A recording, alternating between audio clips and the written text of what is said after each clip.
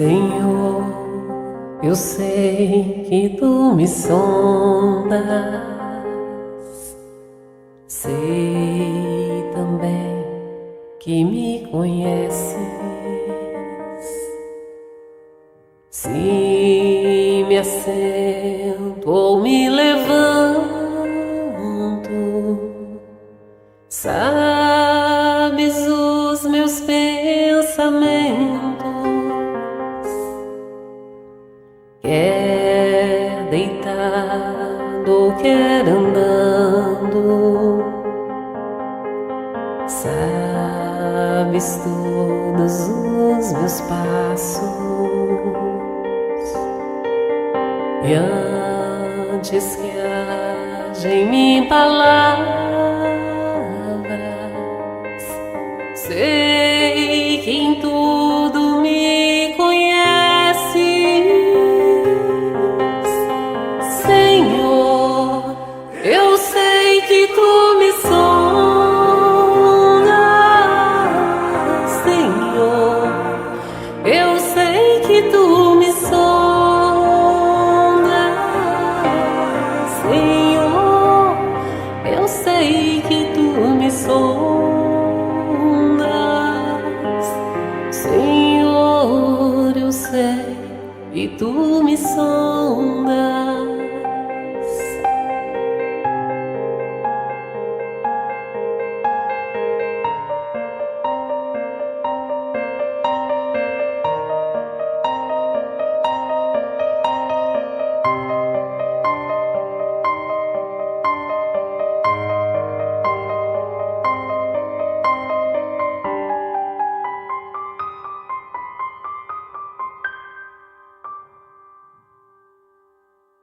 Deus, tu me cercaste em volta,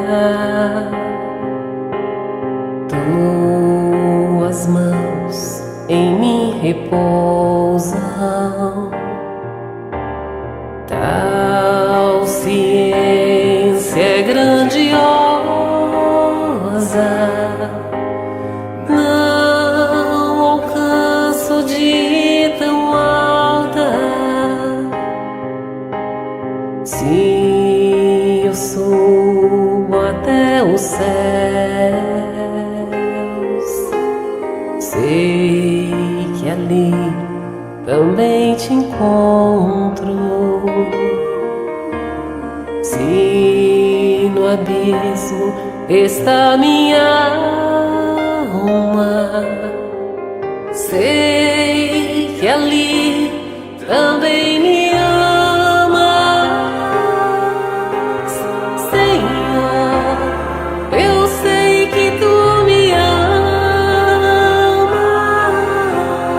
Senhor, eu sei que tu me amas. Senhor, eu sei que tu me amas. Senhor, eu sei que tu me amas. Senhor, eu sei que tu me sondas. Senhor, eu sei que tu me sondas. Senhor, eu sei que tu me sondas. Senhor, eu sei que tu me sondas. Senhor, eu sei que tu me sondas. Senhor, eu sei que tu me sondas. Senhor, eu sei que tu me sondas. Senhor, eu sei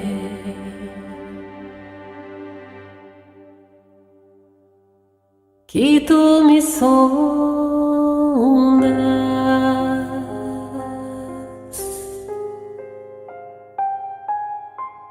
que tu me amas.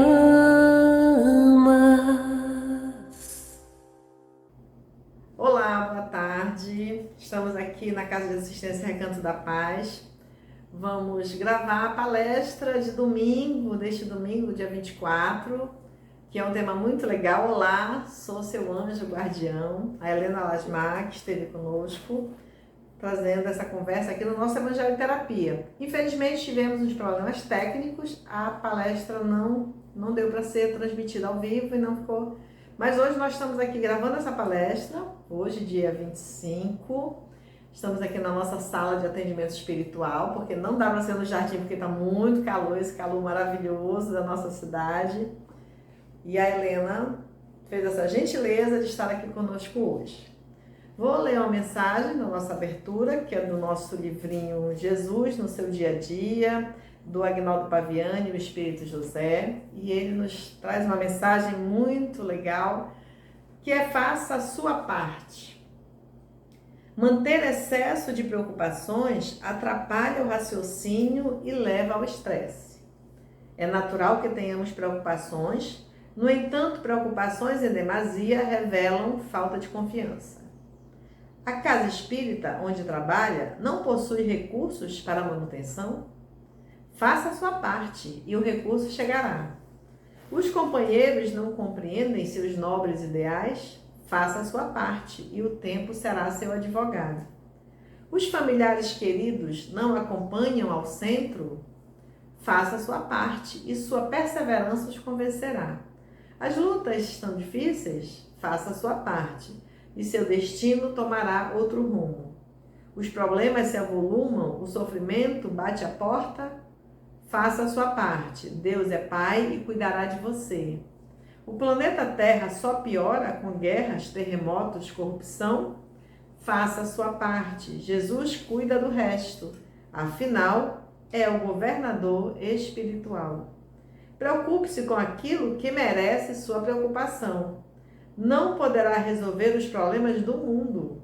Resolva os dramas íntimos, que já estará de bom tamanho. Olha que reflexão interessante para o nosso dia a dia. Então, nesse momento, convido a todos a elevar o coração a Deus em gratidão, esse sentimento sublime, que é a consciência de estarmos vivos. Gratidão, Senhor, pela vida, gratidão pela oportunidade do dia de hoje, gratidão pela encarnação, por todos os amigos que nos acompanham, nossos anjos guardiões, nossos mentores, amigos espirituais, como queiram falar. Gratidão, Senhor, por nunca estarmos sozinhos em nenhum momento de nossa existência. Que a Helena seja amparada e traga todo o esclarecimento que necessitamos, acompanhada dos mentores espirituais de nossa casa. Que assim seja. Helena, minha amiga, é com você.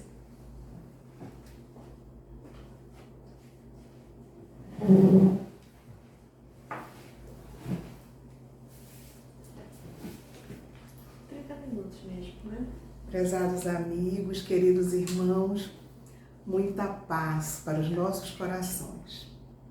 Nós vamos iniciar esse nosso estudo, que vai tratar sobre nossos anjos de guarda.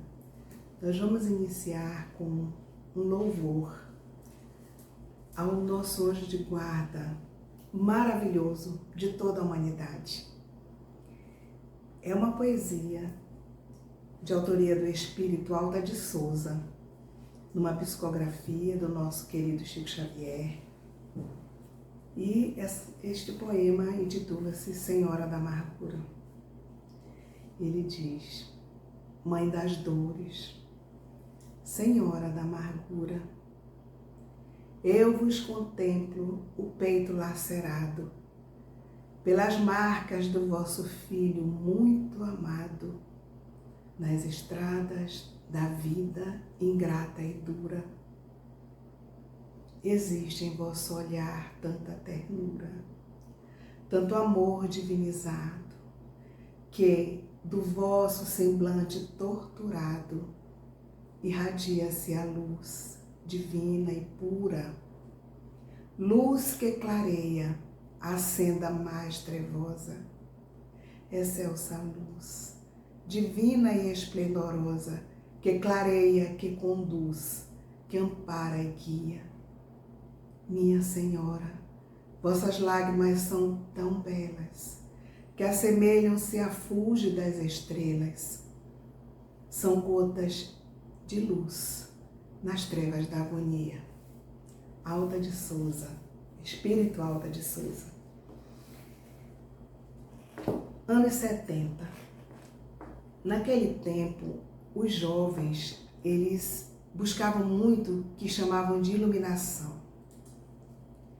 E aqui nós vamos trazer a história de Akin Rask, sobrevivente de 3 campos de concentração. Ainda criança, veio para a América, estabeleceu-se em Cleveland e lá cresceu, estudou, constituiu família, montou o seu próprio negócio e vinha educando seus filhos na maneira como ele sabia, com todos os valores advindos da sua própria criação, de seu pai, de seu avô. Então, em muitas oportunidades, ele relembra os horrores da guerra, ele relembra da morte da sua família, da sua fuga para a América. Seu filho, Joey, conta com 19 anos nessa época e chega com o pai e diz: pai, eu vou para a Índia, eu vou buscar a minha iluminação. E o pai diz: mas não vá buscar tão longe a iluminação, porque a iluminação está aqui dentro do nosso lar, está aqui na nossa casa, nos nossos preceitos, no que acreditamos. E o rapaz diz para ele: eu não acredito no que o Senhor acredita. Eu vou em busca da minha própria crença. Eu não acredito nisso de ficar repetindo palavras vãs e ficar curvando-se para frente. Eu acho isso uma tolice. E quando ele disse isso, ele ofende gravemente aquele pai. Então o pai diz para ele: vá.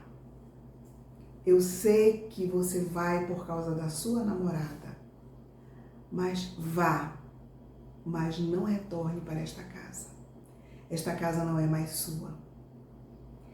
Bem, aí passa-se 5 anos.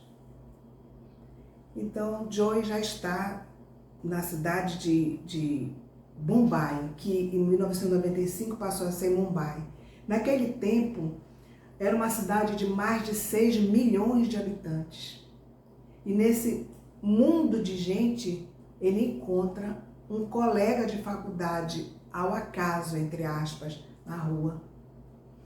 Então ele abraça aquele amigo, ficam abraçados e ele diz: estou muito feliz em te rever. Quais são as notícias de Cleveland? E ele diz: só o inusitado da morte do seu pai. Ele diz: meu pai morreu. Morreu de quê meu pai morreu?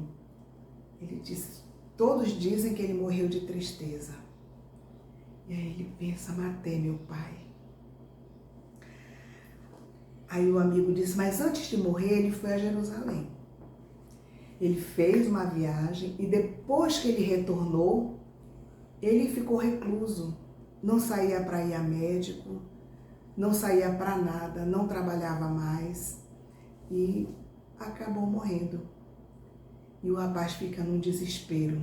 Sou responsável pela tristeza do meu pai e pela morte do meu pai.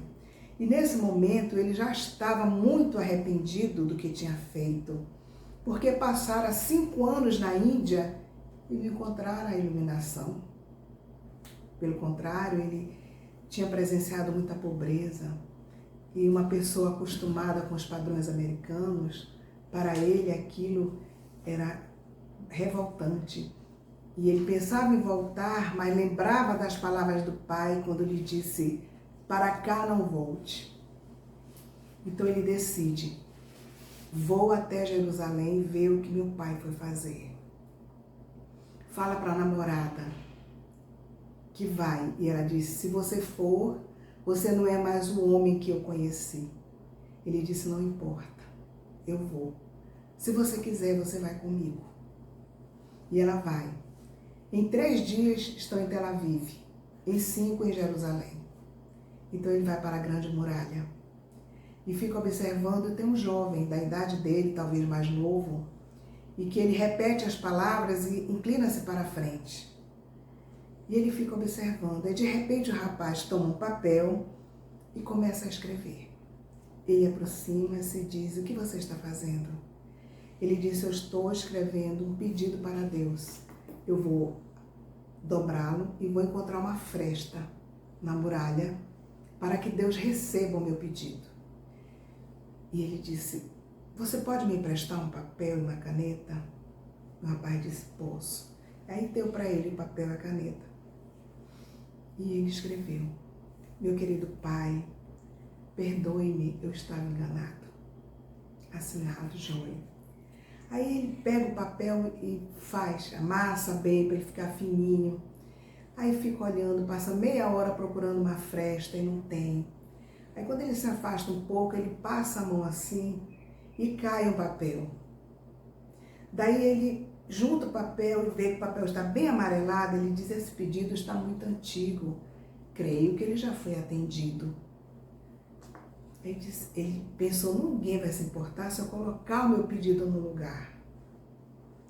Aí ele foi e colocou o bilhetinho dele naquela fresta. Daí ele pega aquele papel amarelado, com muito respeito ele abre. E lá tem escrito: meu querido filho Joy, perdoe o seu velho pai. Perdoe-me, meu filho, por não ter compreendido os arroubos da sua juventude. Assinado Akin Hask. Quem narra essa história é o próprio Joy. Aqui, o que nós vemos nessa narrativa? A coincidência. E o Espírito Joana de Ângeles, ele diz para nós que a coincidência nada mais é do que a poderosa mão de Deus interferindo em nossas vidas de maneira programada para dar certo na hora exata. Lá no livro A Gênese, nós vamos encontrar uma definição de providência divina. É a solicitude de Deus para com as suas criaturas. E eu lembro aqui de Chico Xavier, quando ele diz que Deus não vem em pessoa ajudar. Ele usa as outras pessoas que estão disponíveis para cumprir a missão. E complementa: todos nós podemos ser anjos. Estamos falando da providência divina, que é a ação de Deus sobre as nossas vidas. E a Leon Denis, no livro Depois da Morte, que traz uma definição muito importante para a providência divina, em que ele diz o seguinte, que providência divina é a suprema sabedoria com que o Criador conduz todas as coisas. É o cuidado constante, é o zelo ininterrupto, é o Espírito superior, é o anjo velando sobre o infortúnio, é o Consolador invisível, é o farol aceso no meio da noite, para a salvação dos que erram no mar tempestuoso da vida. A providência é ainda, e principalmente, o amor divino derramando-se em fluxo sobre todas as criaturas. A providência divina ama, age de tal maneira que faz com que cada um de nós tenha o seu anjo protetor, tenha o seu anjo da guarda. Que eu possa dizer agora: olá, meu anjo da guarda, eu te saúdo com todas as forças do meu coração. Lá na questão 459 de O Livro dos Espíritos, depois de um questionamento feito pelo professor Rivaio, que ele pergunta se os espíritos influem em nossa vida, em nossos atos, nossos pensamentos, e a resposta é: muito mais do que imaginas. Influem a tal ponto que, de ordinário, são eles que nos dirigem. Então, os nossos anjos de guarda, eles estão constantemente conosco. E o Espírito Joana de Ângeles, o livro é Momentos Enriquecedores, ela diz assim: os anjos guardiães são os embaixadores de Deus, os representantes de Deus na Terra, mantendo acesa a chama da fé nos corações e auxiliando os enfraquecidos nas lutas terrestres. Quais estrelas formosas iluminam as noites das almas e atendem-lhes as necessidades com unção e devotamento inigualáveis. Entre eles, os anjos guardiães de Deus, encontra-se Jesus, o guia perfeito da humanidade. Todos nós temos anjos de guarda? É um questionamento que nós fazemos. Todos nós temos o nosso anjo de guarda, que é um espírito de uma categoria superior à do assistido. Mas não quer dizer que o anjo de guarda seja um espírito de luz, de grande elevação, mas é preciso que ele seja mais elevado do que nós, para poder nos aconselhar, para poder nos dirigir na vida. Então vamos desenvolvendo. Aqui no livro Consolador, o Espírito Emmanuel diz o seguinte: que esses anjos não são espíritos eleitos. Para a nossa compreensão, a palavra anjo deve designar somente as entidades que já se elevaram a um plano melhor. Então, os anjos não são criados puros. Os anjos são criados como todos os outros, sem privilégio algum, simples e ignorantes, e vão evoluindo com a sua vivência. Então, a partir do momento em que nós evoluímos, quando nós estivermos no plano espiritual, estivermos na erraticidade, naquele intervalo de tempo entre uma encarnação e outra, nós podemos sim, dependendo da nossa evolução, sermos designados para acompanhar alguém que amamos durante a sua jornada na sua nova reencarnação.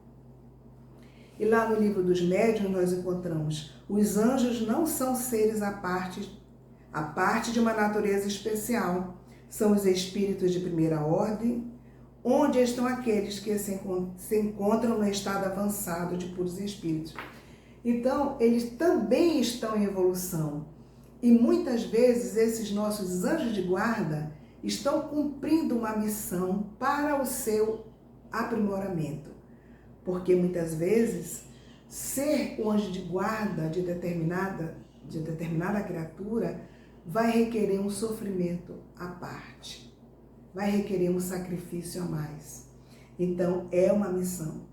Lá na questão 490 a 494 de O Livro dos Espíritos, nós vamos encontrar a definição e a missão dos anjos de guarda. Então, o professor Rivaia pergunta: o que se deve entender por anjo de guarda? Resposta: o espírito protetor de uma ordem elevada. Então, ele vai para frente, ele pergunta qual é a missão do anjo de guarda. Ele diz: a de um pai para com o filho, conduzir o seu protegido pelo bom caminho, ajudá-lo com os seus conselhos, consolá-lo nas suas aflições, sustentar sua coragem nas provas da vida. Aí ele pergunta: esse anjo guardião é ligado ao seu protegido desde o nascimento? Resposta: desde o nascimento até a morte, e frequentemente segue-o até depois da morte. Essa missão é voluntária ou obrigatória? Resposta: o espírito é obrigado a velar por vós porque aceitou a missão. Então ela passa a ser obrigatória no momento em que ele aceita a missão. Mas pode escolher. Então, esse anjo pode escolher. Então chegamos à conclusão que o nosso anjo da guarda nos escolheu. É provavelmente alguém que nos ama.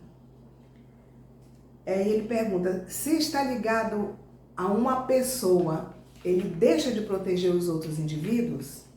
Então ele diz: não, mas o faz de maneira geral, porque a vinculação do anjo da guarda é com aquela pessoa. Então ele pergunta: se fica para sempre ou ele pode ausentar-se. Então a resposta no Livro dos Espíritos diz o seguinte: que pode ocorrer desse anjo guardião ser substituído em função de alguma missão a cumprir, mas nunca ficamos a sós. E aqui eu lembro do Espírito Joana de Ângeles, quando ela diz o seguinte: ninguém está a sós em sua dor. Olhos vigilantes contemplam a tua aflição. Ouvidos discretos registram os apelos da tua soledade. Então, nós nunca estamos sós. Sempre temos com quem contar. Então, também o professor Rivai faz um questionamento sobre se há um caso em que o anjo protetor abandone o seu protegido. E a resposta é o seguinte: abandonar não, mas afasta-se. Afasta-se porque nós temos nosso livre-arbítrio e isto é muito respeitado. Então, quando o anjo da guarda vê que a sua ação é inútil perante o seu protegido, ele afasta-se e fica aguardando o momento propício para reaproximar-se. Então, o nosso livre-arbítrio vai definir se nós queremos o conselho do nosso bom amigo, a proteção desse bom amigo, ou se queremos afastá-lo de nós. Então, aqui no Livro dos Espíritos, ele diz que não o abandona jamais completamente. Fica sempre, vamos dizer assim, na espreita, aguardando o momento certo. E aí ele pergunta se a ação dos espíritos maléficos sobre o anjo de guarda, se existe isso. Resposta: sim. Há assim uma conspiração para que o anjo da guarda abandone o seu protegido, se afaste. E que também, nesse caso, vai depender de cada um de nós, da sintonia que vamos fazer para manter ou não o nosso anjo de guarda ao nosso redor. O Espírito, o Chico Xavier, ele diz o seguinte, que nós somos como uma antena. E que essa antena, ela capta e também reproduz energias. Então, conforme for a energia que nós estivermos captando e devolvendo, isso vai fazer com que nós possamos tê-lo mais próximo de nós. Então, também ele pergunta se essa pessoa falir na reencarnação, se essa pessoa cair num erro muito grave, se o anjo da guarda se sente como quem perdeu uma missão. Se ele fica entristecido, a resposta é sim, ele sente-se entristecido, mas não a maneira do pai terreno, que fica se culpando pelo que aconteceu com o filho. Porque esta entidade, esse anjo da guarda, sabe que é só uma questão de tempo, que o desenvolvimento, o progresso dessa pessoa, do seu protegido, foi simplesmente adiado. Ele vai progredir. E muitas vezes essa pessoa está precisando ter o sofrimento para poder crescer. Então, nós ficamos pensando que nós não estamos sós. Jamais, já vimos Joana de Ângeles, jamais estamos sós em nossa dor. E eu sei da história por leitura que havia um padre que ele era responsável por uma única igreja e havia várias aldeias pequenas no Peru, ao redor dessa igreja. E era Natal e estava todo mundo empenhado na Missa do Galo que iria ocorrer às 20 horas, do dia 24 para o dia 25.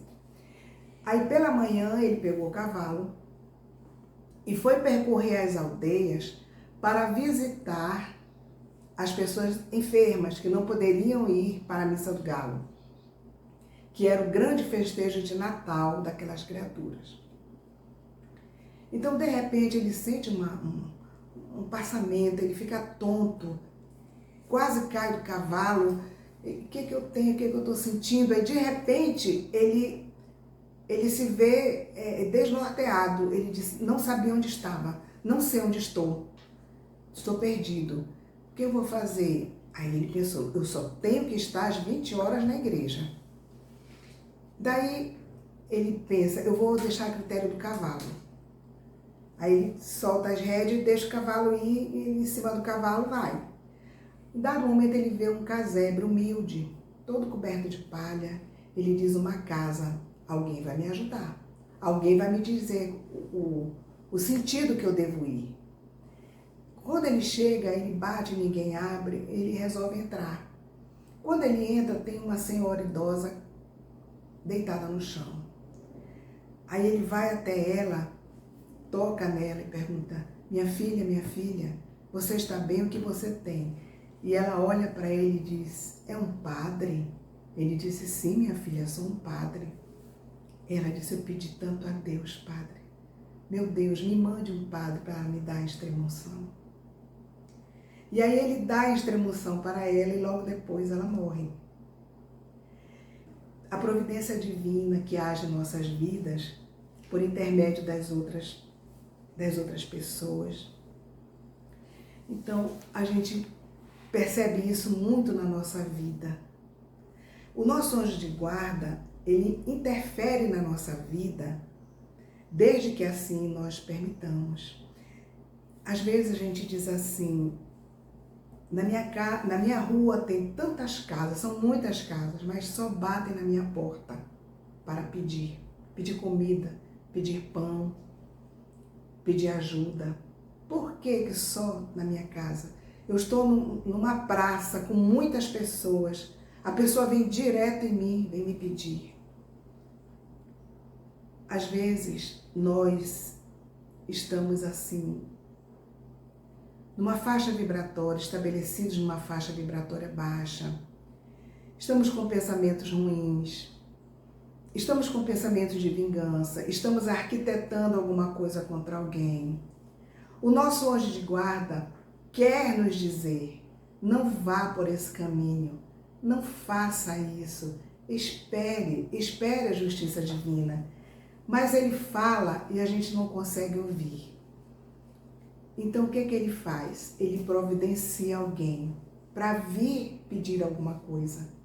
Porque no momento em que você se compadecer e doar, você se eleva na sua vibração. E quando você se eleva na sua vibração, você pode ouvir o aconselhamento. E às vezes nem assim a pessoa ouve. E aí é preciso que o anjo da guarda use terceiros. E eu lembro a história de uma grande amiga, que ela trabalhava no banco e estava com sério pressentimento que seria demitida. O casamento não estava bem, ela achava que o marido iria deixá-la também. A mãe dela também não estava com saúde, então parece assim que havia um turbilhão na vida dela. Então ela me contou que ela vinha na rua Avenida 7 de Setembro, canto com a Eduardo Ribeiro no sinal. Ela está parada no sinal, naquele tempo não havia ar-condicionado, os vidros eram abertos. Aí veio uma mulher vendendo bala. Aí ela só veio dizer que não queria. Aí a mulher parou e disse, minha filha, não pode ser tão grave assim. Olhe para você e olhe para mim. Reanalise a sua vida. E o sinal abriu, ela passou. Passou e ficou assim, sob o impacto daquelas palavras. E ela foi refletindo. E ela disse, espera aí. Eu tenho estudo, eu tenho tempo, eu tenho saúde e vou fazer as oportunidades da minha vida. E mudou completamente o rumo que ela estava tomando de desespero.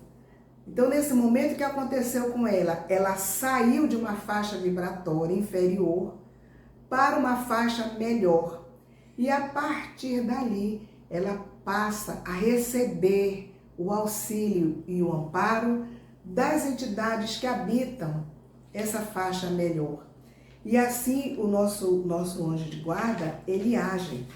Eu também tenho uma outra amiga que ela foi fazer um serviço no Distrito Industrial aqui em Manaus. E era 4 horas da tarde e o tempo estava assim fechado, ia descer o maior temporal. De repente ela se perdeu. E ela já tinha ido nessa indústria e ela sabia voltar, mas ela se perdeu. Ela entrava e saía de rua e não sabia sair. Aí começa a chover grosso. Aí ela diz, meu Deus do céu, eu vou ficar rodando aqui e não encontro ninguém. De repente ela vê uma família e o homem acena desesperado para ela. Aí ela para.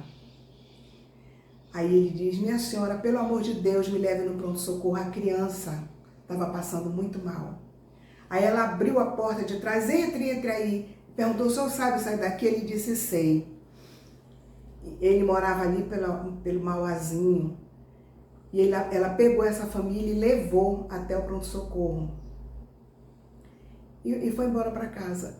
E aí nós ficamos pensando a mesma história do padre. É o anjo da guarda interferindo.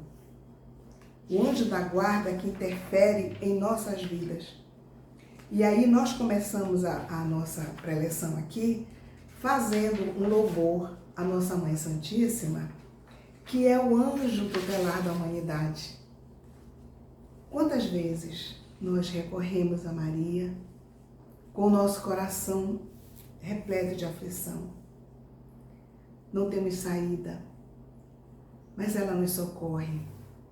Ela nos ajuda enviando os seus servos leais para que possam cumprir esta missão. Estamos cercados de anjos, mas nós temos o nosso anjo protetor, aquele a quem devemos amar, aquele a quem devemos proteger com os nossos pensamentos. Por ele devemos fazer as nossas preces.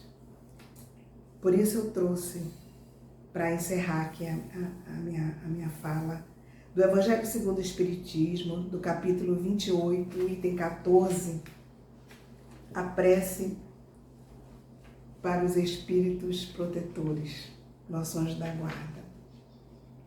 E diz assim, espíritos bem-amados, anjos guardiães, que com a permissão de Deus, pela sua infinita misericórdia, velai sobre os homens, sede nossos protetores nas provas da vida terrena. Dai-nos força, coragem e resignação. Inspirai-nos tudo o que é bom. Detende-nos no declive do mal. Que a vossa bondosa influência nos penetre a alma. Fazei e sintamos que um amigo devotado está ao nosso lado, que vê os nossos sofrimentos e partilha das nossas alegrias.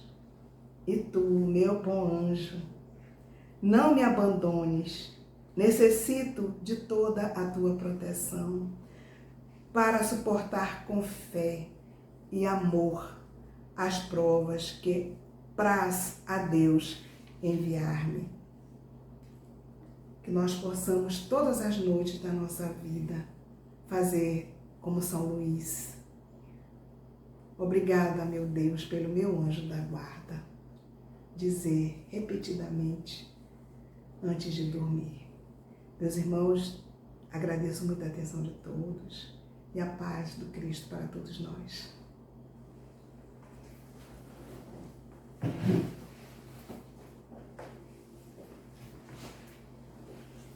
Então nós agradecemos a Helena pela sua disposição de estar aqui conosco. E essa prece pelo anjo da guarda que ela fez será a nossa prece de encerramento. E eu convido vocês a refletirem se a partir de todas essas informações, essas reflexões tão necessárias para os dias de hoje, será que ainda vamos nos sentir sozinhos?